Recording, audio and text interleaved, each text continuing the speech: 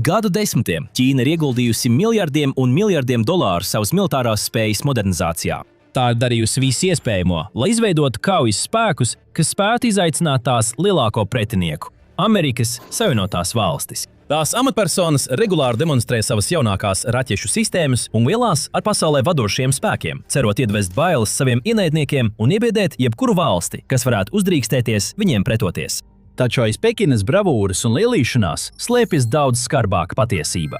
Ķīnas militārie spēki nav ne tuvu tik spēcīgi, kā tiek uzskatīts. Un pat neizšaujot nevienu šāvienu, ASV vairāk kārt ir izjaukusi Ķīnas militārās stratēģijas un satricinājusi tās pārliecību, piespiežot Pekinu atkal un atkal atgriezties pie plānošanas. Tas notika 90. gados, tas notika 2000. Un tas notiek atkal tieši šobrīd. Šādu argumentu izvirza skarbā ziņojumā Miles Yu, Hudzonas institūta Ķīnas centra vecākais pētnieks un direktors. Miles Yu, kurš ir bijis Ķīnas politikas padomnieks ASV valdībā un veltījis savu dzīvi Ķīnas militārās un strateģiskās kultūras izpētēji, ir viens no pasaules vadošajiem ekspertiem šajā jomā. Kad viņš runā, cilvēki klausās. Un 2026. gada martā viņš secināja, ka Ķīnas militārie lēmumi ir reaktīvi, nevis proaktīvi. Viņš apgalvoja, ka Pekina nerīkojas pēc savas iniciatīvas, bet visa tās aizsardzības investīciju stratēģija ir tieši saistīta ar Amerikas Savienoto Valstu rīcību. Katru reizi, kad ASV demonstrē militāro pārākumu, Pekina piedzīvo panikas, tīrīšanas un pilnīgas nestabilitātes periodu, saprotot, cik ļoti tā patiesībā atpaliek. Kā jau saka, sākot no Persijas līča kara līdz nesenākiem konfliktiem, kuros iesaistītas Irāna un Venecuēla. Amerikāņu pārākums kaujas laukā atkārtot ir atklājis sistemātiskas vājības Ķīnas militāri rūpnieciskajā kompleksā, piespiežot steidzīgas modernizācijas, iekšējo krīžu un politisko tīrīšanu ciklus. Citiem vārdiem sakot, ASV pat nav nepieciešams tieši uzbrukt Ķīnai, lai pierādītu, cik daudz spēcīgāk tā ir. Tā vienkārši turpina savas darbības, veicot operācijas tādās vietās kā Latīņamerika un Tuvie Austrumi, ātri sasniedzot savus mērķus un izmēģinot savas militārās inovācijas reālos kaujas apstākļos, lai nepārprotam pierādītu to vērtību. Tikmēr Ķīna vēro šos notikumus, kā tie attīstās. Tā skatās, kā Amerikas milzīgais militārais pārspēks sagrauj katru pretinieku tās ceļā. Tā redz, kā ASV spēki darbojas ar tik ievērojamu efektivitāti, ka bieži cieš tikai minimāls zaudējums, pat veicot uzbrukuma operācijas visnaidīgākajās teritorijās, piemēram, 2026. gada karā Irānā. Un, kad Pekina to visu redz, tā kļūst nobijusies. Jūs minat vairākus ievērojamus šī modeļa piemērus darbībā. Pirmais ir 1991. gada Persijas līča karš. Ķīna šajā konfliktā nespēlēja nekādu nozīmīgu lomu. Pēc kara beigām tika atklāts, ka tā ir pārkāpusi Apvienoto Nāciju organizācijas rezolūcijas, veicot pasākumus Irākas pārabruņošanai. Taču paša kara laikā Ķīna stingri nosodīja Irākas iebrukumu Kuveitā un izrādīja atbalstu koalīcijas spēkiem, kuru sastāvā bija ASV, Apvienotā Karaliste, Francija un daudzas citas rietumvalstis, kā arī valstis no dažādiem pasaules reģioniem. Tomēr pat ja Ķīnai nebija savu karavīru uz vietas, tā cieši vēroja konfliktu un guva mācības, kas nākamajos gados ietekmēja tās bruņoto spēku attīstību. Jo, kad karš sākās, lielākā daļa pasaules, tostarp Ķīna, gaidīja ilgu un ilgušu konfliktu. Irākai bija milzīga armija, tūkstošiem tanku, iespaidīgs pretgaisa aizsardzības tīkls un vairāku gadu kaujas pieredze pēc kara ar Irānu. Tā bija paredzēta kā ārkārtīgi grūti pārvarama barjera pat apvienotajiem ASV un tās sabiedroto spēkiem. Tas, kas notika tālāk, šokēja visus, jo ASV ievadīja pilnīgi jaunu kara laikmetu. Tās modernākie slepenie lidaparāti nemanīti izslīdēja garām Irākas aizsardzībai. Precīzi vadītie ieroči trāpīja savos mērķos ar neticamu precizitāti. Gandrīz acu mirklī tika iznīcināti neskaitāmi Irākas resursi, kamēr ASV paļāvās uz modernām tehnoloģijām, satelītiem, novērošanas lidmašīnām un komandvadības tīkliem, lai nodrošinātu nepieredzētu kontroli pār kaujas lauku. Dažu nedēļu laikā viena no tā laika spēcīgākajām armijām tika faktiski paralizēta. Un Pekinā Ķīnas amatpersonas ar šausmām vēroja notiekošo. Nevis tāpēc, ka viņiem būtu kādas intereses Irākas liktenī, bet gan tāpēc, ka viņi bija liecinieki kara veidam, ar kuru viņi vienkārši nebija gatavi saskarties. ASV bija atteikušās no augstā kara laika taktikām, izveidojot modernākas un efektīvākas stratēģijas, kuru pamatā bija precīzie ieroči, slepenības sistēmas un reālaika situācijas pārzināšana. Pēkšņi karš vairs nebija atkarīgs no tā, kurai pusē ir vairāk karavīru vai labāki tanki, lai uzvarētu. Tas bija pārvērties par kaut ko daudz sarežģītāku, un informācija bija tā centrā. ASV pierādīja, ka ir iespējams dominēt kaujas laukā, izmantojot datus. Ķīna nonāca pie skaidra un acīmredzama secinājuma. Tās Tautas atbrīvošanas armija, PLA, bija izveidota pasaulē, kas vairs nepastāvēja. Un ja tā jebkad nāktos stāties pretī ASV, tai gandrīz nebūtu nekāda cerība uz jebkāda veida panākumiem. Tai bija jāmainās ātri. Tāpēc turpmākajos gados, tieši kā U-teorija apgalvo, Ķīna reaģēja uz Amerikas rīcību, uzsākot vērienīgu modernizācijas kampaņu. Tā sāka pētīt un izstrādāt jaudīgākas un precīzākas raķetes. Lielu daļu savas aizsardzības budžeta tā ieguldīja elektronikā un kiberkara spējās. Tā darīja visu nepieciešamo, lai mēģinātu samazināt atšķirību ar ASV, un tas nebija vienreizējs izolēts gadījums. Patiesi, kā Jū turpina norādīt, 1999. gada ASV uzbrukums Ķīnas vēstniecībai Belgradā un 2001. gada EP3 incidents vēl vairāk pastiprināja Tautas atbrīvošanas armijas ievainojamību, pātrinot ieguldījumus aerokosmiskajā jomā, kibertelpā un pretpieejas spējās. Atkal un atkal, kad ASV guva panākumus kādā nozīmīgā militārā darbībā vai operācijā, Ķīnas atbilde vienmēr bija vienāda. Tā centās panākt līdzi. No malas Pekinas centieni šķita gan ambiciozi, gan abrīnojami. Gadiem ejot, mēs redzējām, kā no Ķīnas ostām tiek palaisti lieli jauni kara kuģi. Dienestā stājās moderni iznīcinātāji, un balistisko raķešu programmas uzstādīja jaunus veiktspējas standartus. Veselas militāro spēku nozares tika pārorganizētas un restruktūrizētas, lai atbilstu mainīgajām mūsdienu kara vajadzībām. Tautas atbrīvošanas armija pārgāja no novecojuša spēka, kas koncentrējās tikai uz cilvēku resursiem un flotes lielumu, uz daudz sarežģītāku armiju, kas aprīkota ar šķietami modernākajām raķešu sistēmām un nepārtraukt attīstošām kibersjām. Bet pēc jūdomām Ķīnas pieejā šo uzlabojumu iegūšanai bija vairākas būtiskas nepilnības. Pirmais ir tas, ka Ķīna vienmēr ir tik ļoti steigusies modernizēt savu armiju, ka nav vēlējusies veltīt laiku jaunu spēju izstrādēji pašmāju un organiski vairāku gadu garumā. Tā nevēlējās ieguldīt nepieciešamo laiku un pūles, kā to dara ASV, lai plānotu un pilnveidot savus projektus, izietu cauri gadiem ilgam mēģinājumu un kļūdu procesam un pieņemtu neveiksmes kā daļu no šī procesa. Īsāk sakot, tā vēlējās pātrināt savu inovāciju procesu. Lai to panāktu, tā lielā mērā paļāvās uz tādām praksēm kā ārvalstu tehnoloģiju iegūšana vai esošo dizainu reversā inženierija. Dažos gadījumos Pekina pat izmantoja negodīgas metodes, piemēram, rūpniecisko spiegošanu, lai uzzinātu par ārvalstu militārajām sistēmām un pēc tam mēģinātu tās nokopēt. Tas nozīmēja, ka vismaz virspusēji tā spēja salīdzinoši ātri samazināt šo atšķirību starp sevi un Ameriku. Taču pastāv liela atšķirība starp tehnoloģiju iegūšanu un tās apgūšanu, un tas mūs noved pie otrās nepilnības, kuru savā ziņojumā uzsvēra Jū. Ķīnai varēja būt iespaidīgas jaunas raķetes, iznīcinātāji un citi militārie līdzekļi, ko demonstrēt savās militārajās parādēs, taču tai nevienmēr bija tas, ko jūs sauc par nepieciešamo inženiertehnisko precizitāti un materiālu zinātni, kas vajadzīga stabilai veiktspējai. Citiem vārdiem sakot, tai bija tehnoloģijas, bet nebija zināšana, lai tās patiesi pilnvērtīgi izmantotu. Tagad trešais jautājums attiecas uz Ķīnas militāri civilās integrācijas MCF politiku, kas tika izstrādāta, lai pārvarētu plaisas un nojauktu barjeras starp valsts civilajiem pētījumiem, komerciālajiem sektoriem un tās militāri rūpniecisko kompleksu. Uz papīra arī šī šķiet laba ideja, un viens no tās galvenajiem mērķiem ir nodrošināt, ka gandrīz visas civilā līmeņa inovācijas, piemēram, mākslīgais intelekts, kvantu datori un pusvadītāji, var tikt pielāgotas militārām operācijām.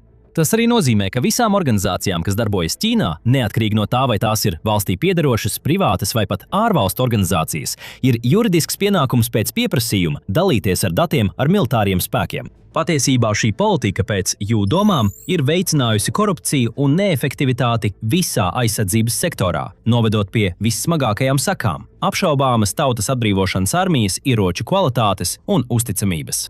Tagad īsa piezīme, pirms ejam tālāk. Jūs skatāties militāro šovu, un ja vēl neesat abonējis, tagad ir īstais brīdis to izdarīt. Lai gan MCF politika bija paredzēta, lai padarītu Ķīnas armiju lielāku un labāku nekā jebkad agrāk, tā ir ieviesusi indīgas jaunas problēmas, kuras izrādījušās gandrīz neiespējami atrisināt. Ar postošām, ilgstošām sekām valsts drošībai un spēka projekcijai nākotnē. Lūk, kāpēc. Kad Ķīna faktiski apvienoja militāro un civilo sektoru tā daudz spēcīgāk nekā iepriekš, ieviesa politiku tautas atbrīvošanas armijā.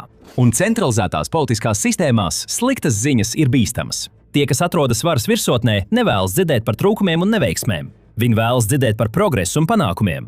Kā tiešas sekas tam sāk veidoties kultūra, kurā problēmas tiek slēptas, trūkumi tiek noniecināti un vadītāji saņem ziņojumus, kas koncentrējas tikai uz to, kas darbojas labi, pilnībā noklusējot jebkādas grūtības un nepilnības. Militārajā vidē šāda veida kultūra ir ārkārtīgi bīstama.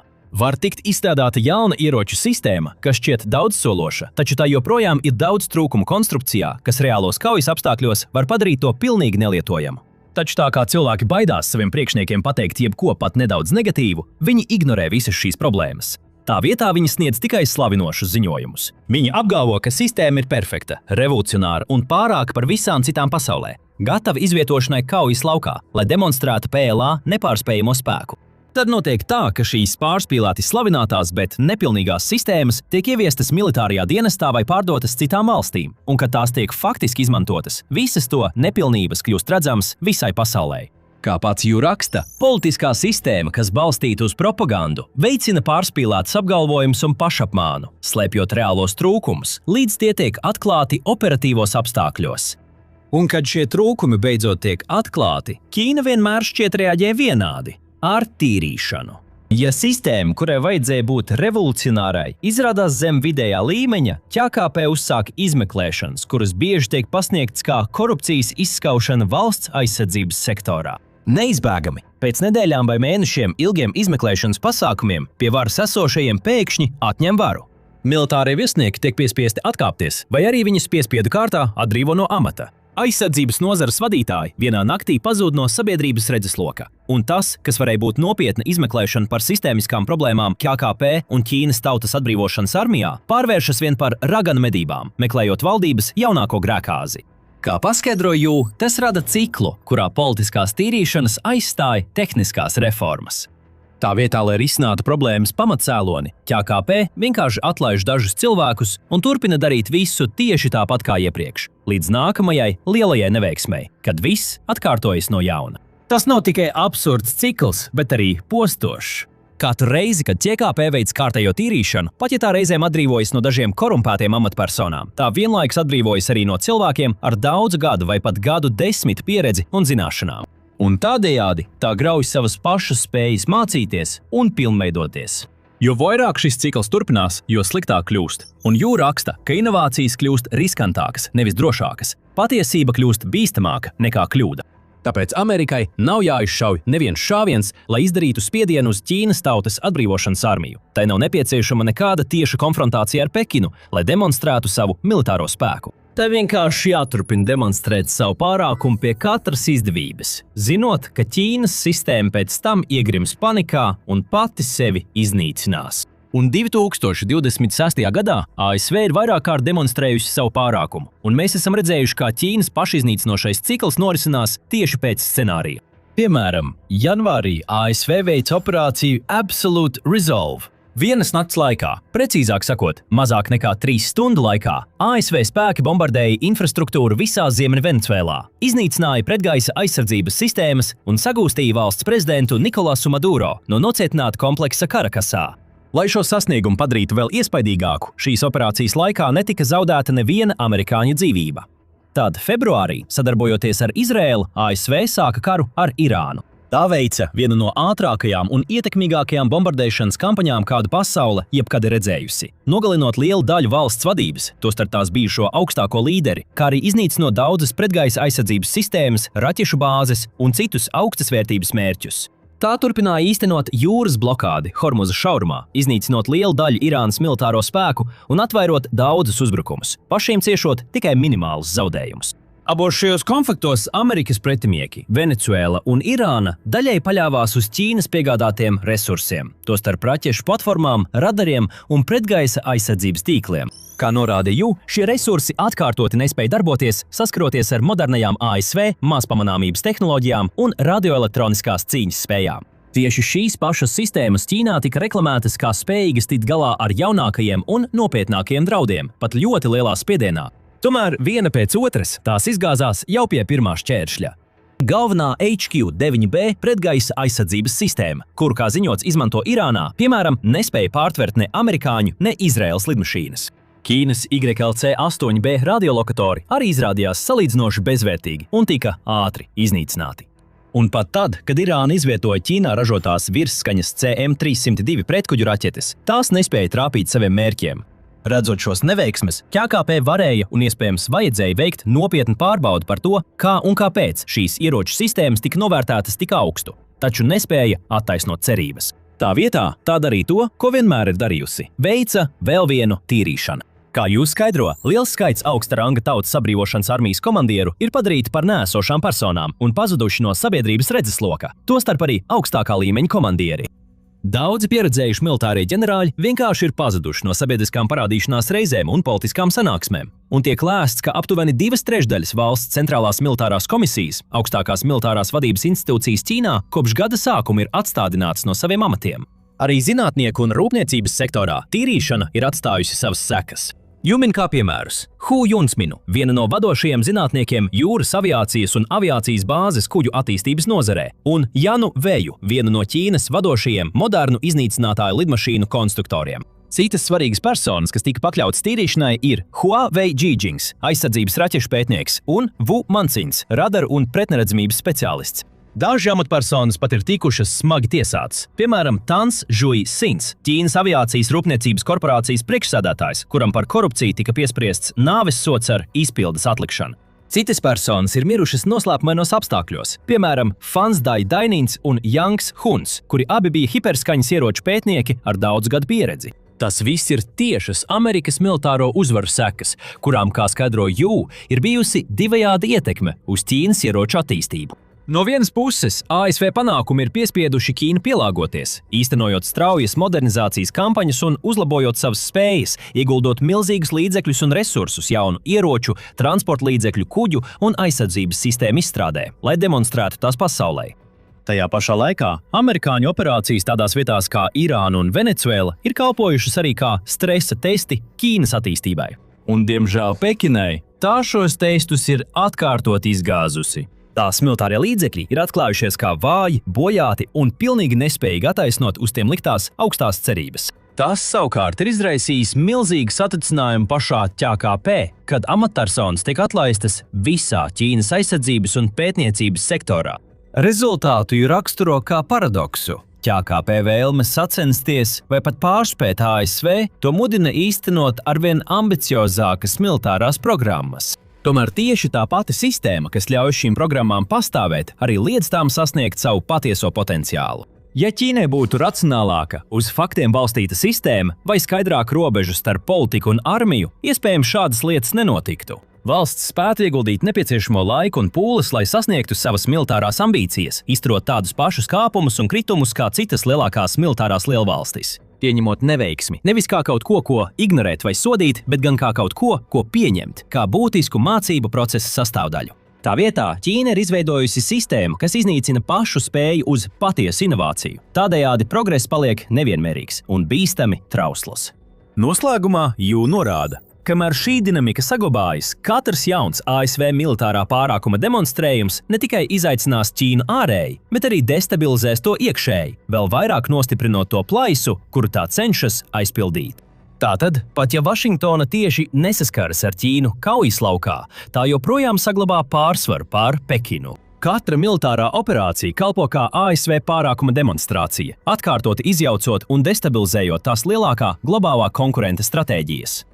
Tagad, lai iegūtu vairāk analīzes par Ķīnu, noskatieties šo video, kurā tiek aplūkots, kā Pekinas plāni iebrukt Taivānā iespējams jau tika izjaukti vēl pirms tika izšauts pirmais šāviens, pateicoties ASV, Ukrainas un Japānas kopīgajai rīcībai.